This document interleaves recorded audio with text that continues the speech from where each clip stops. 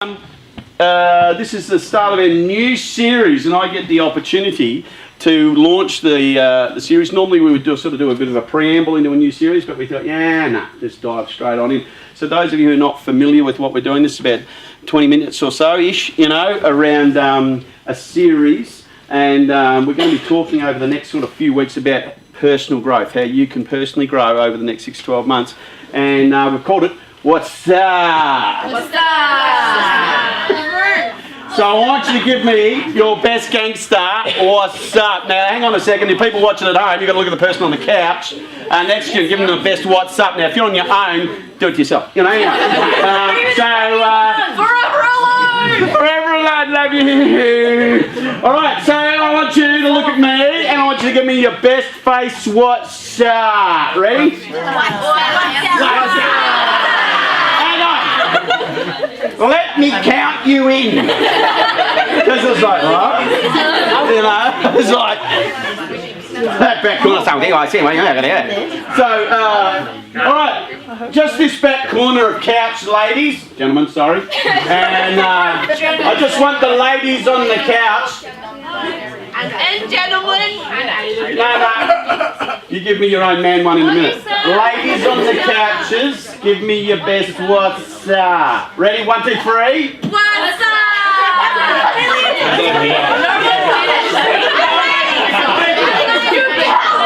Thank you, Keely, for that. Right. Ladies and gentlemen on the couches down here, give me your best what's up. 3, 2, 1. Alright. You lot, are you ready? 3, 2, 1. You lot down this side, eh? Give it to me. What's up? 3, 2, 1. What's up? 2 of you. Alright. On the floor, everyone. 3, 2, 1. What's up? Winners on the floor. Right. So over the next couple of weeks, as you can see on the, you want me to, I don't need to put that on. Is it just theirs, okay? Up to me. Is that clip on? No. Yeah. Fascinating. Oh, sorry. You killed him. She was just going, sorry. No.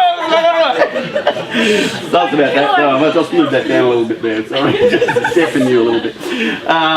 More, I should say. Anyway, on the wall here, you'll see over the next coming weeks is a set of rulers that are going to appear. So, just like everything, this is legitimate graffiti. And we're going to be putting on here, so tonight is about being proactive or reactive. And we've got a measuring stick, and over the next few weeks you're going to see the rulers appear here for the different topics. And this is a real challenge.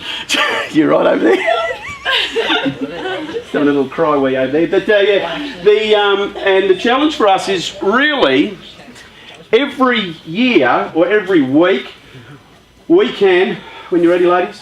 Yeah, nice. Every week we can be challenged to do one of two things. Just settle for what's happening in our life or make a decision to change what's happening in our life. And you are in control of that entire process. I know sometimes we think that it's my parents, it's my family, you don't understand. Well, hopefully after tonight I'm going to tell you that that's absolute rubbish. It's absolute rubbish. Those things play a part in you growing as a person, but you are in control of your life. Regardless of what anybody tells you, you can say, yeah, but I don't have a license. That's just an issue, right? So, tonight we're going to talk about what it means to be proactive. And so I looked up the definition of proactive versus reactive. Proactive simply means this. Eliminates the person who is proactive. I find myself, most of the time, I'm a proactive person. I'm not a reactive person unless it's a situation that demands that. But a proactive person eliminates problems before they arise. Who would say that you are a proactive person? Yeah? So. 50% of the time, proactive. If you are 50% of the time proactive, like you kind of get, how many do you feel like you're a reactive person, So let me give you a scenario. This would never happen to you, happens to me all the time. I send a text to someone and within 30 seconds they haven't responded. And I'm like, that's okay. They might have been in the toilet, you know. That's no excuse. I got you, because I'm a man, I'd take my phone and done it. Anyway, hello. Good, and then you put it next to your ear. Anyway, then I'll wait a minute. What? Homework? Then I'll wait 5 minutes.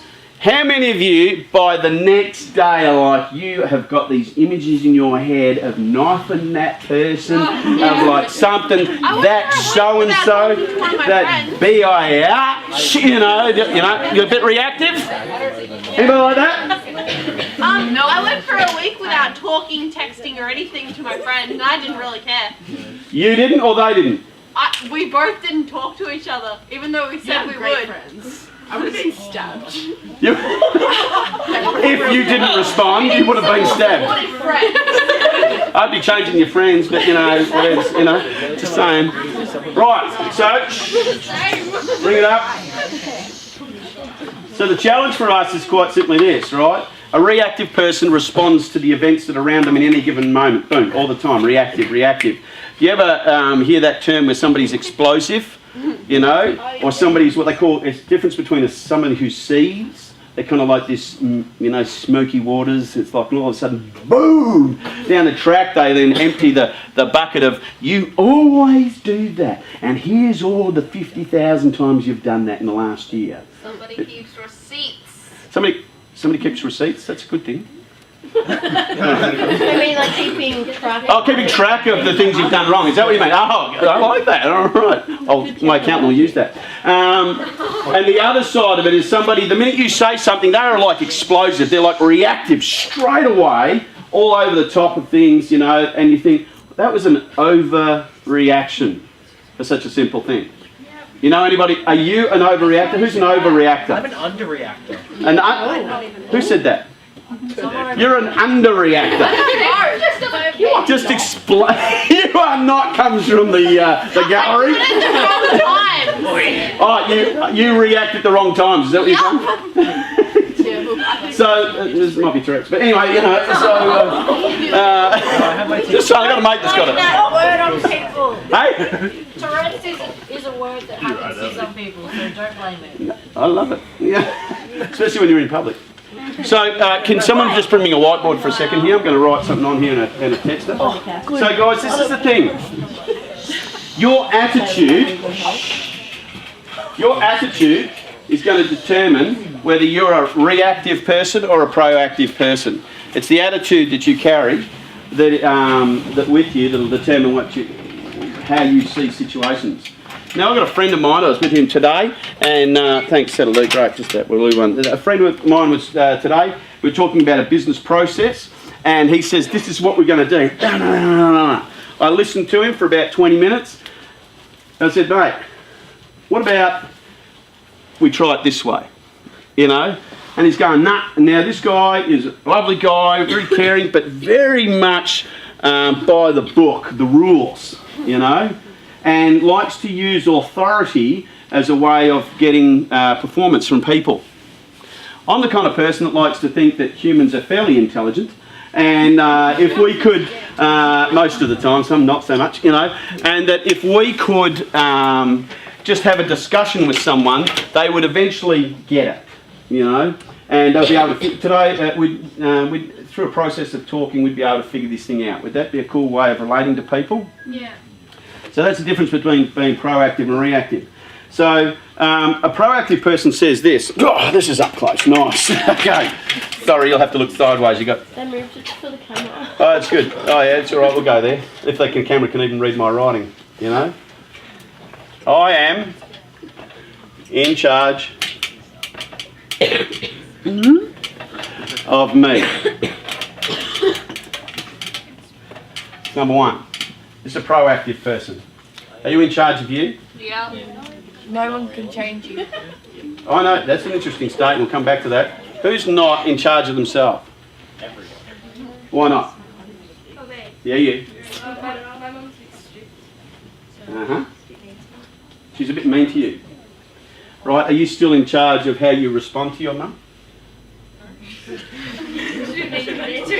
I love this one. We're going to come back to that. I just put a little pin in that one. All right. Number 2, I don't blame others for my mistakes. Who blames others for their mistakes? No. Whatever. Who does that? Who does that? Me. I love blaming other people for my mistakes. I love that thing. No, you all right? So this is, you blame your who? I blame her. You blame her? Okay. Number 3. Hard work down the other end. Any leaders down there? I can't even spell. That's okay, Phil. I am responsible. This word here, I am responsible. Now the interesting thing about that statement is I am responsible is it means you are responsible for your response. I'm being. In any situation, you are responsible. A good mentor of mine, John Maxwell, says nobody can make you angry. You let people make you angry. I have tried to practice that for 10 years. Still haven't got that one right. You know, because sometimes people make me angry. I just get it. And then I'm thinking, no, hang on, I'm going to try this. So someone's trying to get me angry. And I'm going, oh, you can't make me angry. You can't. And then they say that one thing. And then it's, you know, you've got to laugh at that point. You know? This is what it means to be a proactive person. You want to know what it is to be a reactive person? This might be you.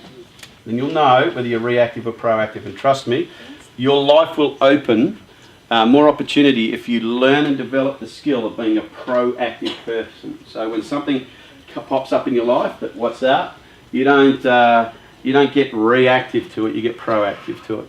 A friend of mine many years ago, about 20 years ago, had a furniture business and he was woken one day by the fire brigade saying that his factory had caught fire. He called me and I went down to his factory and this entire factory, enormous factory in Bayswater was on fire, you know. And I went up to him and I said to him, you know, let's call him Fred. I went up to him and I said, Fred, I said, this is, oh mate, I'm so sorry. I'm so sorry, this is all right. Beck's got hold of it, it's fine, just leave it alone. Mate, I said, I'm so sorry, this is everything. And he's standing there out in the street like this, looking at the fire going, isn't this the best fire you've ever seen? I figured he'd snapped at that point. I figured he'd just lost it all, you know? I'm going, dude, your business, mate. It's all up in flames. And he goes, have a look at the colours, man. You know, I reckon that's the spray booth going up at the moment. So look at the blues and greens. And I swear, this is what he's saying. Look at the blues and greens. I'm looking at him thinking, this guy needs meds, you know, right about now. Someone green stick this guy, you know, there's something going wrong, you know, there's something going wrong. And he's going, no, Phil, you don't get it. He said, yeah, look, you know, we've got insurance, we've got all that. I started looking at him and going, I see what you did there. No, I thought, no, he didn't set the fire himself. He didn't. It was proven that it was an electrical error. And he says, you know what? I have a fantastic opportunity to rebuild my factory state of the art. So all of my workers, all of my people, everyone has a state-of-the-art workplace. We are going to make now the most phenomenal furniture that anybody's ever seen. I went on and went, okay, dude. I learned a valuable lesson that day, and that was that in the midst of a circumstance where he could have lost everything, he was able to just concentrate this way, all right? Because then it's not so obvious what's going on here. Leave her alone. She's all good. They've got this, yeah? So I learned a valuable lesson that day about what it means to respond in the midst where everything you have worked so hard for is just lost. Yeah? And so I wonder how many of us would have that same idea of standing there. I almost wanted to go down to the 7-Eleven and get him some marshmallows. He was so excited about his factory going up in flames. You know? I said, all right, let's really enjoy this, man. You know, bring all the bourbon. You know, let's get the marshmallows happening. You know, make a celebration of it. But no. This is a reactive person. You ruined my life. That's very harsh. You know, oopsie. Splashing. Left that little bit on. Yeah, a little bit. It's alright, I didn't need that cockpit, you know. You ruined my life. I don't know how many times in my life I've heard people say, if it wasn't for my parents.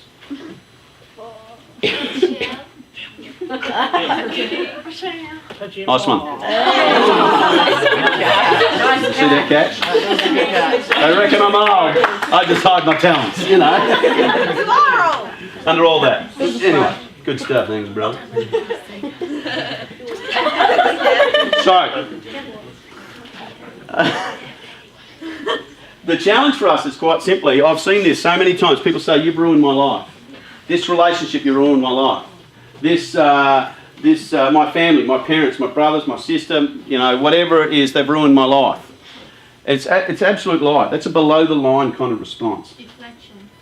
Yeah, my dad was a bad dad. My dad was a bad dad. He just was. He was a mongrel the day he died, and I buried him. Was a fantastic day of my life. No, I'm just being honest with you. The day I laid the last rose on his coffin, I did his service. Trust me, I did not want to do his service. He burnt to death. And when I heard that and went up to Alexandra to see the scene, to go with the detectives over the scene, my dad died buried head first into a couch, and he burnt to death. And I stood there in this building. I've still got the photos in my phone today. And I look at that spot where he died, and I thought, what a tragic end to a life. And there was this moment of like release of all the stuff that he'd done to my family in our life. And I thought, you know, I could just be this guy that just says, you know, you don't understand. This is why I am the way I am. This is why I do these things. This is why I have this addiction. This is why I do this stuff. Because, you know, my dad, if you knew my dad, it's no excuse. It's no excuse. I was saying to somebody yesterday, do you want to compare stories? We were talking, sharing, and just doing a bit of a growth moment, a what's that moment, you know? And we were just talking about that whole idea of you can keep blaming your whole life somebody else for where you are, or you can just take responsibility for your own choices, your own life. So, you know, I was a kid. I didn't know any different. I just knew I had a violent alcoholic dad. I thought everybody did. But then I found out later he didn't. And then I had this moment where it was like, oh, he ruined my life. No, he didn't. He taught me how to be resilient and resourceful. That's what he taught me, because he was a mongrel. So, here's another one. It isn't my fault. It isn't my fault. The cat made me do it. It was Calvin. Calvin's just wanting to love on Michaela at the moment, you know, so it isn't my fault. How many of you used that one? It wasn't me. It isn't my fault. It was the brother you gave me, the sister you gave me. Yeah, it was the Tamsin. Ah, you pointing. That was me. John pointing to Tamsin. I mean, Keely's pointing at Tamsin, you know. So, It's catching on. yeah, it's catching on. It's nice. What about this one? How could you? If you loved me, how could you have done that to me? How could you have put that post on Facebook? How could you? How could you seriously have done that? How dare you make a decision? Yeah, without first consulting me. You know, I've had people do things for me in my life that I thought, you know, they're good intentions, you know, just kind of, oh, lovely, you know, especially when they give me gifts, you know, especially when they give me gifts, and then you might see it on eBay, you know, oh, the marketplace now, me and Josh got a nice addiction to the marketplace, you know, I was sharing with a mate yesterday about how many sites I'm on, oh no, that was this morning, how many sites I'm on, he's going, dude, there's that many sites, and he was logging on and trying to sign into the marketplace. I'm like, you know, it is my addiction, but whatever. It's a good one, isn't it, Josh? Yeah, it's very healthy, you know. So your attitude in all of this stuff, I remember a young lady saying to me when I gave her the story about my life one time when I felt like sharing with her, she said to me, Phil, how are you not a basket case? I said, you know, who says I'm not? You know, I said I'm a Gemini, I haven't seen the other personality. So the... a bit hard. Mary just giggling out in the background there. And I was born on the 6th of the 666, so be careful, you know. So the challenge, guys, is quite simply this. In your life, you can be proactive about your choices in your life or reactive. If you are a reactive person, then wherever the wind blows and whatever comes your way is what you're going to settle for in your life. I don't care how old you are, but the reality is you can be a proactive person. You want to know how to be a proactive person? Yes. Right. How many of you like or watch Bondi? One person. How many of you want to watch Bondi Rescue? Yes. One of my faves. You know, I love it. And they kind of work it all up. Well, I don't know if you've seen on Bondi Rescue, they have the volunteer surf lifesavers there. And I was a volunteer surf lifesaver for 5 years, along with some of the people in this room. And I said, sorry, Mary's just having a giggle over there because she saw me in my budgies one day, you know. So Don't make me cry. she'll never forget. Anyway, and it was a cold day. Anyway, somebody had to be the appropriate. I'm sorry, Rebecca. I apologise. You know. Oh my God. Yeah, it was like that. That's what you said, you know. But so the reality was, when I see surf, I know it's so wrong, aren't I? Yeah, that's why they don't let me up here often. You know? So the challenge is quite simply this: we're in surf lifesaving. We were taught to be proactive all the time. So when we got out on the beach first thing in the morning, it was our job to look at the swell and make sure that the flags were placed in safe zones, safe swim zones. And sometimes the flags were really narrow. And where did people swim? Outside the flags. And then they go, oh, I've got in a rip, someone save me. I felt like standing on the beach and going, you know, like, you know, drown, bitches, you know. So that'll teach you. But anyway, the more merciful side of me would get on and swim out, give them a little tube, you know, and then give them the tube. So you got it yet? Got it yet? Oh, not yet. Oh, I'm here to rescue you. Oh, we can't reach it. Oh, swim between the flags. You know, so I was a terrific surf lifesaver, you know. I used to be what they call the IRB captain. So when you see the surf lifesavers go out and they're in that little inflatable duck, I was the IRB captain. I used to love running over people. I mean, rescuing people in that duck, you know. So I was a really proactive individual, you know, and so be careful when you're in the water with me, because I might just let you drown for a minute. But I know how to bring you back to life, so it's all right. So, oh, please. So you'll learn that lesson. Here's the thing. In surf lifesaving, when you're looking at the water, you can either be proactive about where you place the flags, or you can just put the flags wherever you like and let whatever happens to someone's life, and then you move into a reactive state. So the guys on Bondi Rescue are constantly watching where someone might be in trouble, and they react instantly. Boom, out there, go, watch that people. If you start to see someone climbing the ladder in the water, that tells you they're drowning, right? So if you ever see that happen in the water, you know someone's drowning. If you're not a good swimmer, swim the other way. You know, so the challenge is because they'll drown you in it. So if you see someone climbing the ladder in the water, that's what. And so surf lifesavers look for that, and they react to that moment.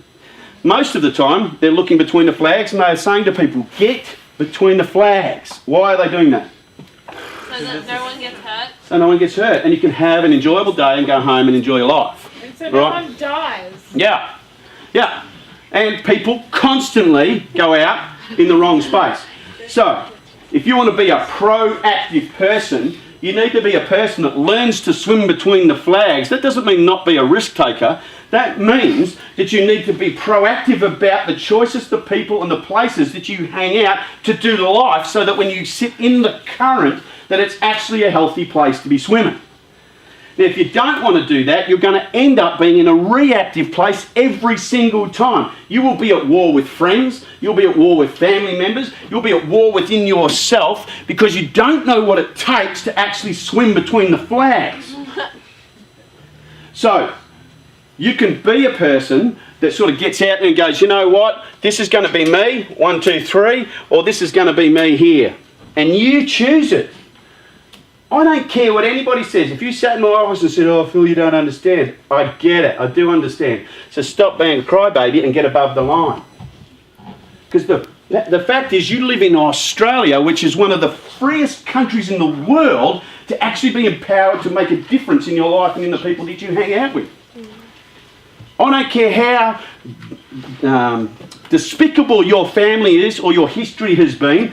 From today, you can make a decision. Say, you know what? Tomorrow, I'm going to wake up and I'm going to have a proactive mindset. I'm going to swim in the flags. I'm going to swim between the flags. I'm going to get in the current where people know how to swim, know how to do life and have a great time. Wouldn't that be a cool place to kind of sit in? I was driving through Warrandyte the other day with my son, and the river was up, and as I was driving down through Warrandyte there, I said to him, have you ever done lilo rafting down the Yarra? He goes, no. Locked away, you know. I said, yeah, me and my mates used to get on these little skinny lilos. We might have had a few cordials, and you know, we'd get on the lilos because you don't feel it when you hit the rocks, you know. So we'd swim down from Jumping Creek, I think they call it, or Jumping Creek Road, or whatever that road is, and we'd be swimming down all the way into Warrandyte, you know. And we used to rock paper scissors who had to pick everybody up, so they couldn't do the lilo run, you know. And so we all started having cordials before anybody else, so that they had to drive. And the reality was, I said to him, you know, do you want to do that one day? And I said, I had a mate that said he's got this. So he brings a queen size inflatable bed. Huh? Hello. And he goes, he walks out, he's inflating this thing, you know, pumping that house. I'm going, Chris, what the hell is that? He goes, yeah, I'm going to beat you blokes. I said, you know, there's kind of skinny rapids and stuff and sticky bits and stuff like that. And he goes, yeah, go over the top of that. I'm just going to go. I go, oh, yeah, right. So anyway, I said, righto. So we're on our lilos and, yeah, you know, we're away. And then we're cruising. I tell you, within 10 feet of taking off, there's a big tree sticking out of the water with a branch like that. Straight into his queen size bed. He was up on that, he was bragging it out, so look at me, boom, within 10 feet of leaving. I said, we all cruising past, how's that working out for you? And we waved, you know, at him and said, see you later. Left him there to drink, you know, to get out. We weren't Surf Lifesavers at that point. Any flags on the box? So here's the thing, I've got 10 tips for you. That's twice, that came out, you know. So here's what I'm going to give you. 10 tips on how to be a proactive person. You ready? We'll put these on our Facebook page so you go, oh, if you like to take notes, do that on your phone. If you feel angry and upset with someone, right, maybe you need to be the kind of person that before you react, right, you take a step back. You ever heard that count from 10 backwards or count up to 10 or breathe or go out of the room or whatever? Now, really had a coronary right there, you know. You know, Scipio. Anyway, sometimes I feel angry and upset with someone. That's something you might feel.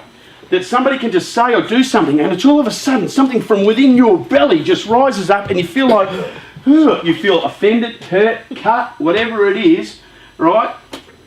Then it's important for you to, what I would say the answer to that is to take a moment to learn how to step back. So if you get upset with someone or react to someone, maybe just for a moment, take a step back. There was a movie done by tall, black, skinny guy.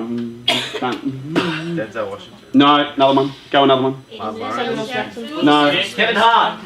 Will Smith. Nice. Someone over here. Nice. Lovely. Lovely. Lovely. Will Smith. And it was a black skinny guy. He was. That's not very much description, but They got it. He got it. We were like mind melded right there.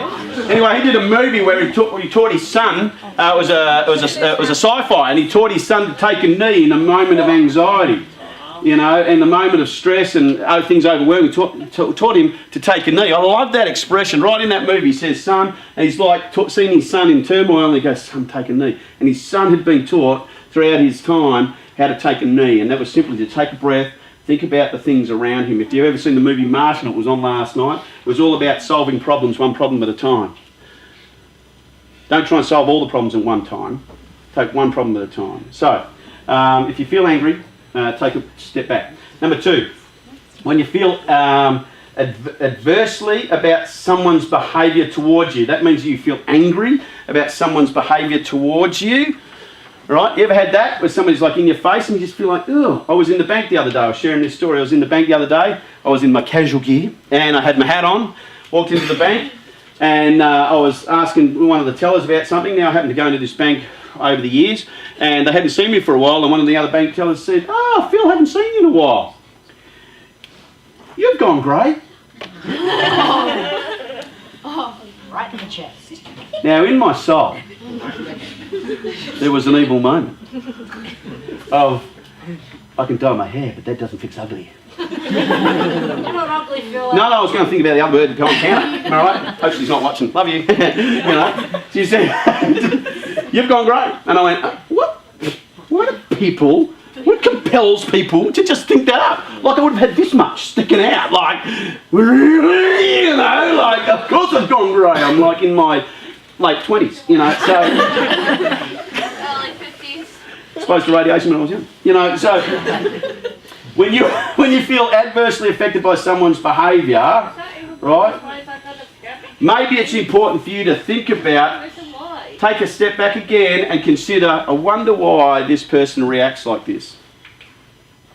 I wonder what sort of background or wonder what sort of circumstances has caused them to be like this. I wonder why. You know, because the interesting thing is you could just react to what they're saying to you rather than be proactive where you can just say, "Mate, what's going on?" You disarm that person straight away. You know, they're in your face and you're just like, "Dude, you need a hug?" They might punch you in the face at that point, but you just say, "Oh, you want another one?" No, you don't. There's a 3-second rule in my life, but anyway, whatever, we'll move on, that's not tonight. If you're dealing with a difficult individual, number 3, if you're dealing with a difficult individual, how many of you got difficult individuals in your life? We should all have, everyone needs a difficult individual in their life. Well, why do you need a difficult individual in your life? To challenge you. To overcome them, yeah? To challenge you. To challenge you, to grow you, yep. Resilience is a good word, absolutely. Yep. So, here's the answer to that. If you've got somebody who is a difficult individual in your life, you just got to think to yourself this little statement. Mustn't be easy being them. It mustn't be easy being them. I've got a friend that polarises people. I don't know if you know what that means. Polarises people. The minute he meets them, you either love him or hate him. Just but within like seconds. They even don't like him when they see him. You know, that's how polarising his sort of persona is as an individual. And I go, but if only you knew him, you know, he's a nice guy. But if you knew his background, you'd understand why he is the way he is. Mustn't be easy being that person. When someone's pressuring you, number 4, when someone's pressuring you, when someone's pressuring you to make a decision and you're not sure about it, what should you do? Tell an adult or tell a teacher or trust an adult. I'm talking about you. This is, you've got no one else around you and someone's pressuring you into, you know, having sex with them. You know, someone might be talking about drinking, drugs, whatever it is. Someone pressuring you to take a job. What can you say at that point? You feel the pressure. You just say no. Here's another thing you could say. I just need to think about it. You could say no. You can say no or no, you know, but if you say, I just need to think about it. So let's say you go into a place, and I had a real estate agent ring me the other day about another factory for another business, and he rings me up and he says, "Phil, mate, are we going to be doing any business?" I said, "No." He goes, "So what?" "Look, we've gone to these factories," and I said, "I'll choose the factory that I want, not the factory that you want." I messaged the guy today, emailed the guy today, and said to him, "Really love the way that you've presented. Would you like to do business?" Comes back to me and said, "Yeah, that'd be great. I'll approach the landlord, see what we can negotiate." So, it's no, or let me think about it. If you ever feel the pressure through your life to make a decision right there and you're not comfortable with making that decision right there and then, it's no, or let me think about it, and walk away. Walk away. No matter what they say.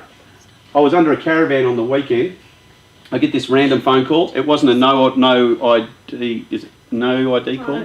No caller ID, yeah. Because I don't answer those. If you're not, yeah, I'm going to respect your privacy. If you don't want to give me your name and your number, that's fine. I'll respect you by not answering you. So if you've got a phone that has no caller ID, I will not answer your phone. So this person rings. It was a recognisable number. So I answered the phone. This lady starts talking about, I don't know, insurance. I'm under a caravan, right? I said, can't talk right now. I'm under a caravan. What'd she say? Won't keep you. I said, did you hear what I just said? Was it something about... She was crapping on. It was a marketing seller person, right? And I said, did you hear what I said? I'm under a caravan. Yeah, I won't keep you very long. Hung up. Hey? You would have rung back. I had a lady from Hong Kong try and ring me back, right? I hate this. I love them. Just let them go through the messenger, you know? I hate it because people call me and they're trying to sell me something. I'm like, I just hang up because there's no point. 38% Great. electricity. So, here's the thing, guys, for this week, I'm going to just give you 5 this week. I'm going to put the other 5 up on our Facebook because we're out of time. So I really want to make sure we get into your packs tonight. So here's the thing.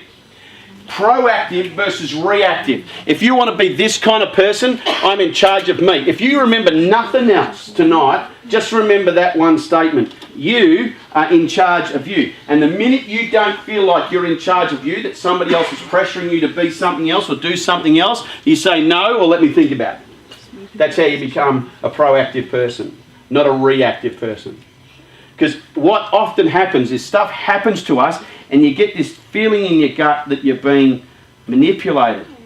You're being abused in some way and you don't even know it. And then you wonder why you let that fester inside you, and then the smallest thing can set you off. The smallest thing seems to set you off and you go, what's going on there? That seemed like such a small thing to overreact on. So it's really important that we process through this stuff, and that'll help you grow as a person. So, what's up in your life? It could be that you're a reactive individual. You operate below the line. You ruined my life. It's not my fault. How could you have done that to me?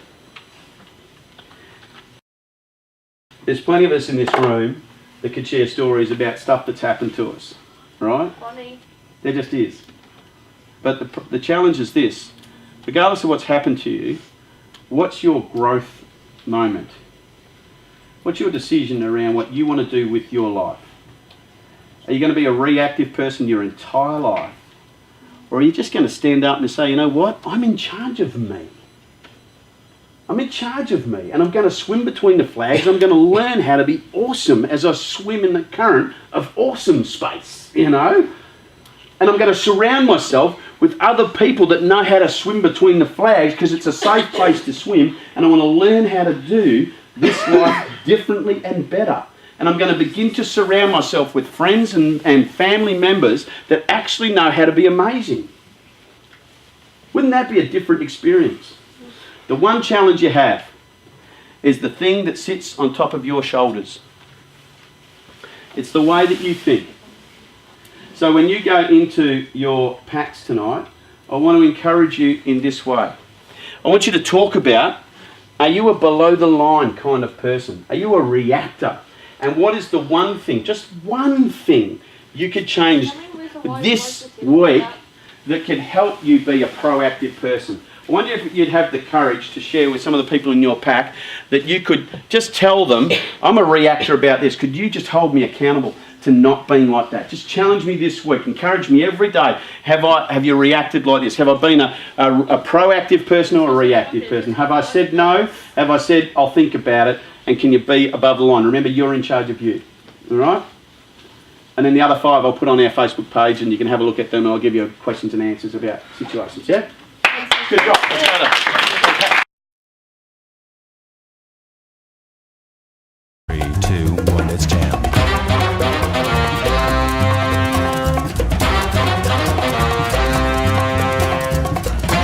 Hello, welcome back to this week's edition of the Bridge Builders News. So without any further ado, let's get straight into what we have on for tonight and our upcoming events.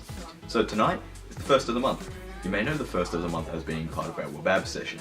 Once you've been to Bridge Builders 4 times, 4 Mondays, got your name ticked off, signed your desk, you've been here 4 times, you're able to become a member. And what that means is you're able to participate in our lovely events, such as some of the ones that we'll be going through shortly, and what you may have heard of before, like our Knox Grand Prix or our Huck and Hold, Tin Rattles, whatever. You name it, you can be a part of it if you become a member. So keep that in mind. Come to Bridge Builders 4 times, and then attend our WebAB session, which will be in the ballroom there, the lovely dark ballroom, don't worry, lights will be on, at 6 o'clock on the first Monday of the month, and then you can become a member. Membership is very important. Moving on to our next thing. So another fundraiser is our high tea, and that is $25 and it's limited to 50 people. So that's on the 26th of August at 2 PM at the BB office where we are right now, and dress to impress, and we'll see you there. Hey guys, so on the 18th of August we have an upcoming snow day, so we're going to Mount Donald-Barang. It does cost $25 to pay. You can come see me for the payment. You gotta pay by the 13th of August, so then we know that you're coming and you have a secured spot. We have some pretty cool games going around, well, playing some cool games. If you're under 18, you have to have a form, and that's handed in by the 13th of August as well. Yeah, I hope to see you all there. Bye! Hey guys, so as you know, we've got a lot of fundraisers going on for the UR retreat. One of them is actually the BB movie night. Get excited, woo! So on the 7th of September here at the BB office, we'll be doing a movie night from, I think it's 6 PM? 6 PM. From 6 PM onwards until 8 AM the next morning. We're doing a BB movie night, so make sure you bring your blankets, you wear your pajamas, you bring some snacks to enjoy for the night. Yeah, so we'll be having, it's $15, so it's $5 for pizza and a $10 donation towards the retreat. However, the whole $15 is mandatory for the night. So yeah, make sure you get along. If you're under 18, come see me at the end of the night, and I can give you a permission slip to take home to your parents, and then once it's filled, come and bring it back to me. But yeah, other than that, our flyer is on the wall under the social media area, and you can check it out. We've got a Facebook page for it, so click going on that, and hope to see you all there. Woo! So we just spoke about 3 events just now, because another one we have coming up is our cinema fundraiser. Now this one, similar to the movie night where we all get together and watch movies and do stuff, except this time we're going to Reading Cinema in Chenslow Park. So we're going to watch the movie Crazy Rich Asians. So that is on the 30th of this month, so still a couple of weeks to go, but anyone's welcome to that one, so family, friends. I was going to say dog, but I don't think the cinema will let your dog in, so moving on from all that. $20 per person, and meet at 6:30 at the Reading Cinema, so see you there. Just 2 more things to mention before rounding out.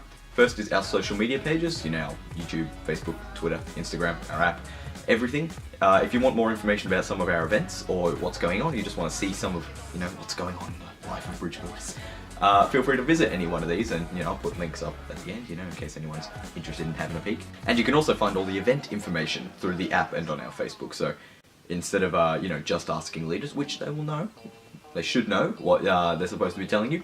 That's another easy way to find out what you need to know. Last but not least, it's going to be something a little bit different, so I'm going to take the camera on a little bit of a walk. So hang on, let's go. Around it, I'm going to show you a little bit more about what you can do if you're interested in volunteering around our office space. So we have, hang on, first I'll show you this.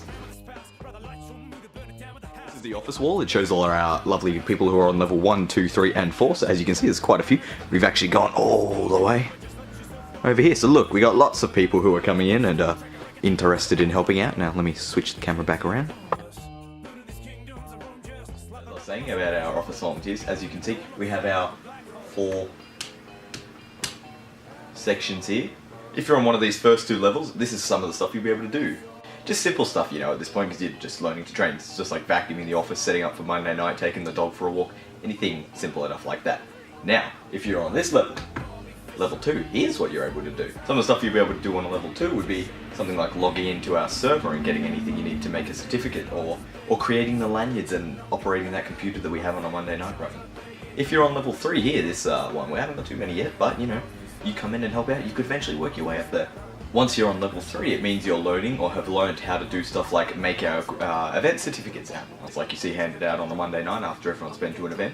Or something like answering a phone call and talk about a Monday night here in the office, which is always a lovely one. Everyone loves answering the phones. And last but not least for the moment is level 4. So as you can see, there's only 3 of those right now. I can count, they're just not all in there, okay? I know there's 2 there, but there's 3 people.